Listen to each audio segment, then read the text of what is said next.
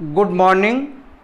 खिज खां की मृत्यु के बाद मुबारक शाह जो कि उसका पुत्र था वह गद्दी पर विराजमान होता है और इतिहासकारों ने ऐसा माना है कि खिज्र खां से योग्य था मुबारक शाह, या यूं कह लीजिए कि मुबारक शाह सैयद वंश के शासकों में सबसे योग्य शासक माना जाता है।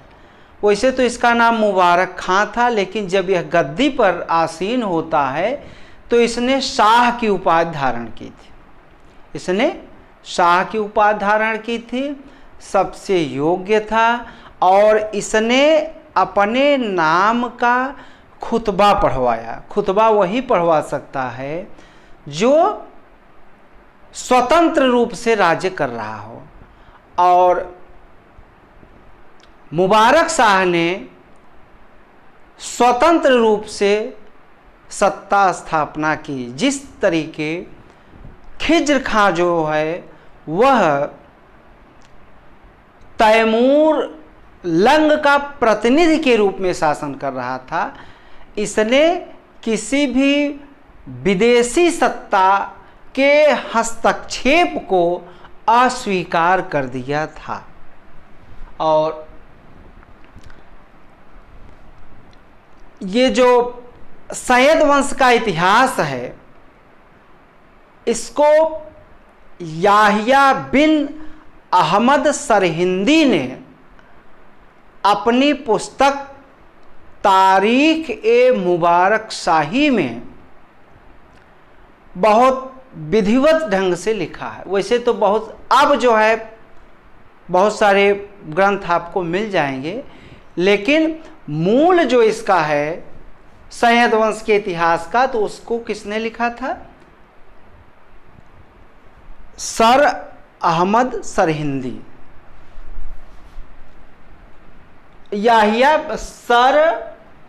याहिया बिन अहमद सरहिंदी ने ये अपने पुस्तक तारीख ए मुबारक शाही में लिखा है। और दिल्ली सल्तनत में दो हिंदू अमीर किसके काल में थे? तो वो थे मुबारक शाह के शासन काल में, और इसका टाइम है 1421 से 1434 में। 1421 से 1434 में। और मुबारक शाह ने एक नगर बसाया था, उसका नाम है मुबारकबाद या मुबारकाबाद, और यह पड़ता है आपका स्थान हरियाणा स्टेट है, उसी में स्थान पड़ता है मुबारकबाद या मुबारकाबाद। और मुबारक शाह ने जो है, ये देखिए सैयद वंश का है, वैसे मुबारक शाह एक खिलजी वंश का भी शासक हुआ है, तो ये बातें आप लोग ध्यान रखेंगे। और सबसे पहले इसने अटैक किया था सियालकोट के पास, एक खोखर कह लीजिए या खोखर, बात एक ही है। तो खोखर एक सरदार था जिसका नाम था जसरथ, और सुल्तान बनने से पहले जो है मुबारक शाह ने जो अव्यवस्था थी उसको सुधारा था, अव्यवस्था को सुव्यवस्था में बदला था। और सबसे पहला अटैक इसने कहाँ किया था? ये सियालकोट के पास खोखर सरदार था जिसका नाम था जसरथ, और जसरथ जो है वह जो है एक तरीके से विद्रोह कर रहा था, टैक्स नहीं दे रहा था, इसीलिए जो है मुबारक शाह ने इस पर अटैक किया, और बाद में है जसरथ जो है वह मारा जाता है। फिर जो है दूसरा अटैक जो है मुबारक शाह ने कटेहर, कंपिल और इटावा, कटेहर, कंपिल और इटावा के राठौर सरदारों पर करता है, और यहाँ पर राठौरों का शासन था, और ये जो है टैक्स नहीं दे रहे थे, तो इनको जो है पराजित किया और इनको जो है टैक्स देने के लिए बाध्य किया। फिर ये लोग जो है टैक्स देने लगते हैं। फिर उसके बाद मुबारक शाह ने ग्वालियर के अलफ खां, ग्वालियर का अलफ खां था, उस पर भी अटैक किया और यहाँ से भी जो है उसने टैक्स प्राप्त किया। और इसका जो है जो वजीर था, वजीर का मतलब प्रधानमंत्री, और मुबारक शाह का जो वजीर था उसका नाम था सरवर उल मुल्क। सरवर उल मुल्क ने षड्यंत्र के द्वारा मुबारक शाह की हत्या करा दी, मुबारक शाह की हत्या करा दी। फिर उसके बाद मुबारक शाह का पुत्र जो था वो मोहम्मद शाह नाम था, वह, इसका टाइम है 1434 से 1445।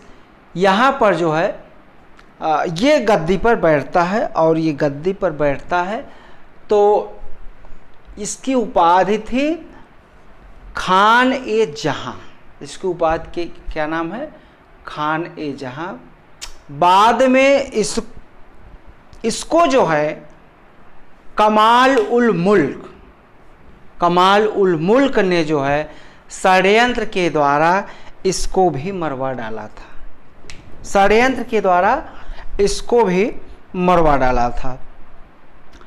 और इसको मरवाया कैसे? सीरी का दुर्ग जो था उसी के पास घेर करके इसकी हत्या करा दी गई। इस समय साम्राज्य की दशा निरंतर बिगड़ती जा रही थी।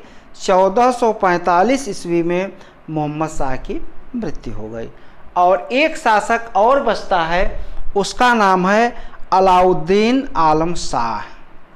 अलाउद्दीन आलम शाह। और अलाउद्दीन आलम शाह का जो टाइम है वह 1445 से 1451 है।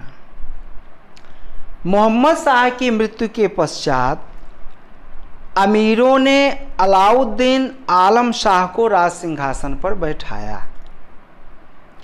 यह अपने पिता से भी अधिक लापरवाह तथा अयोग्य शासक निकला। 1445 ईस्वी में सिंहासन पर बैठते ही अलाउद्दीन आलम शाह बदायूं चला गया और अवसर पाते ही लाहौर और सरहिंद के शासक तथा शक्तिशाली विपक्षी और दल नायक बहलोल ने, जो अफगान था, राज सत्ता पर अधिकार कर लिया। आलम शाह का नया खुतबा, आलम शाह का नाम खुतबा से निकाल दिया गया। खुलेआम बहलोल दिल्ली का बादशाह घोषित किया गया।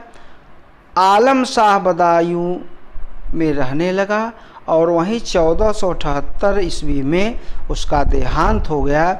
इस प्रकार सैयद वंश का अंत, इस प्रकार सैयद वंश का अंत हो गया। और कल जो है दिल्ली सल्तनत का अंतिम राजवंश जिसका नाम है लोधी वंश, और लोधी वंश कल टॉपिक रहेगा। वीडियो को लाइक, सब्सक्राइब एवं शेयर अवश्य करें। धन्यवाद।